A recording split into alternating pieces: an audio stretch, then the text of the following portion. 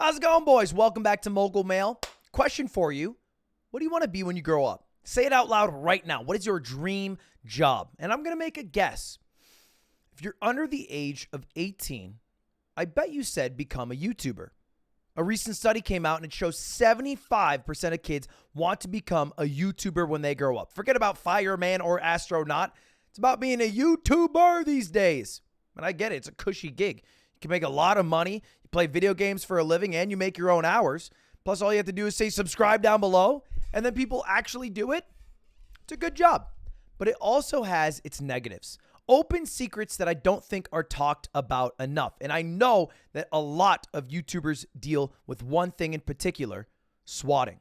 Now, if you don't know, if you're not from America, swatting is when someone calls the police as a prank and says there's an active shooter. The police show up America style, fully loaded, big-ass guns, vests, helicopters, lights to neutralize the threat. But the threat is actually some YouTuber or streamer hand-on dick playing Valorant hard-stuck bronze.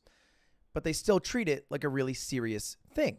And it's happened a lot in the past and had a bit of a resurgence the past few days, starting with Aiden Ross, who was live on his stream gambling. You moron. You're not playing it right, bro. God, And you can see police show up, guns in hands, looking through the entire premise. Oh my god, what the fuck? Now, this is something that you can see many compilations of different YouTubers or streamers getting swatted. It also happened to YouTube's biggest streamer, iShowSpeed. Now, this one's weird. Let me give you the full context. He was live. He lit his PS4 on fire and then Officer! on a call with a fake police officer. Officer! What's happening? Officer! Is everything okay? Officer, I need help! Go to my house! Come! Go to my house! Okay. Come! Where are you at? Go to my house! Said this. No police officers going, okay, where you at? It's obviously some made up thing. But then the police actually showed up. Someone actually swatted him. And for a guy who plays a character that's always over the top, this is one of the first times I've ever seen Speed actually shaken. Kind of nervous. I mean, watch it. Oh, they swatted you, bro. They swatted you. Okay. Yeah. Bro, is that public? Yeah, it's I got it. You good, bro. Bro, I didn't go, bro. Oh my god, bro. And I get it.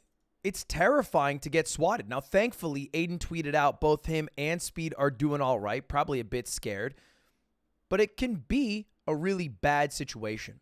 I actually got swatted before. I've never talked about this. I was in a swatting situation. Police showed up, guns in hands, and it's scary because they're telling you all the police things. Hands behind your back, hands behind on your head.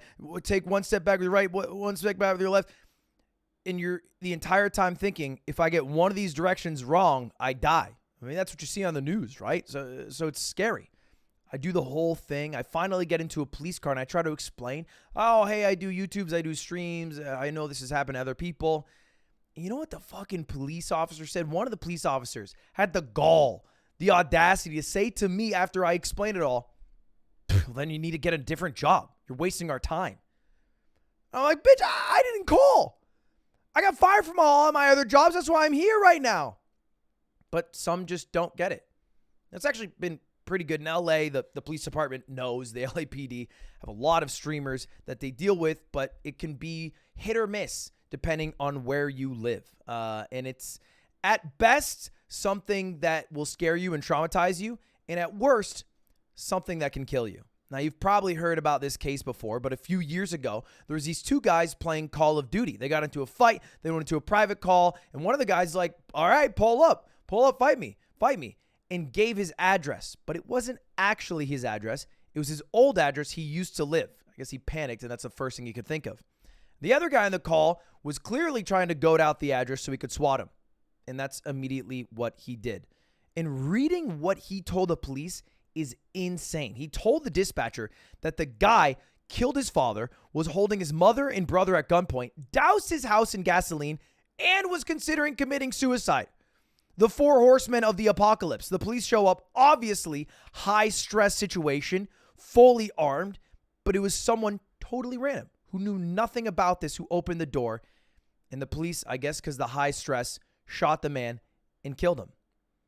Now, the only thing that came out of it that is even slightly good is that the guy who did the SWAT call is going to jail for 20 years. I say put him in there longer, but at least an example is made from him in what I believe to be the only case where someone has died from swatting. There's actually a really good Netflix documentary about this. But this is something that any streamer or YouTuber you can think of right now has dealt with at some point, even if they don't talk about it. It's one of the scary parts of the YouTube streaming job. It's like too big to have your life be private, but too small to be Kanye West, where you have buff men outside your house protecting you from SWATs in Skeet Davidson. Anyway, boys, I thought I'd just let you know about it and keep you updated on that. Now you know that that's a thing that exists and can be a bit scary. Maybe that weans you off streaming and YouTube, but you know, it's just one of the negatives. Mostly positive outside of that. Thanks for watching, boys, and I'll see you next time for some other video about something else that I don't know because I'm a YouTuber. It's an easy job. All right, goodbye.